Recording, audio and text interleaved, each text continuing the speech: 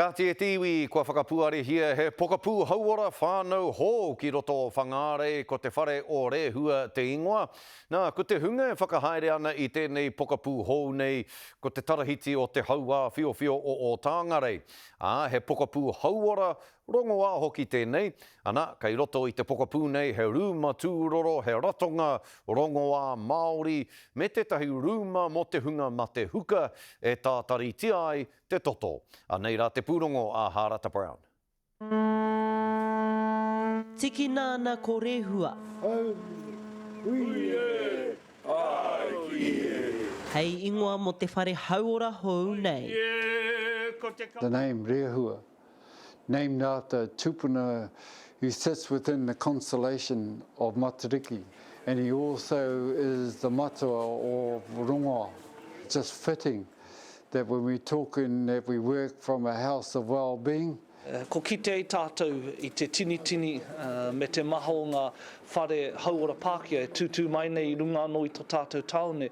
Engari ko whai wāhi mai anō te tahi kaupapa Māori ki roto anō i te taone o Whāngarei te rerenga Praua. He whare ora tēnei mā te hunga ka hore anō kia whai ratonga hauora. Tuwhera ana ngā kuaha ki te mā tini. The cultural aspect of whānau and hauora and healthcare and well-being, where whānau can come, not have to make an appointment, bring their babies in, and we can take care of them here. Ko tētahi o ngā ratonga oko nei ko ngā mihini wāwā hi toto. Because we know the hospital's really full already with our dialysis, and so it's very timed. So if you can book in and have the freedom to dialyse and then carry on with your whānau business, you know, that'll be so cool. Mena ka tai koe ki te hohipere, he ko atu i te rua wiki, me wai atu koe i mua mai tō taingātu. Engari konei, ko tahi haora.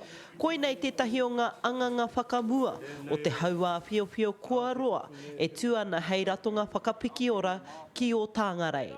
Nui te hehia, ko roa ke mātou, he tatere ana mo tēnei momo a whare hauora nei, e tika ana me mihi kau ana ki te whānau kaipo, o tira ki o Tāngarei a whiowhio. Ko te painga no hoki ko ngā tauira nihi e tahe te haramai ko nei.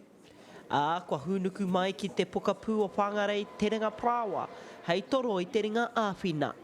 Nothing's about having a dream, we're starting the vision.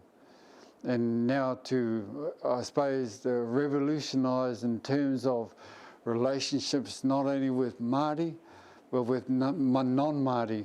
Ka tūwhera tūturu te ratonga nei ki te tūmata whānui hei te kaumatahi o Noema. Harata Brown, Te Karere.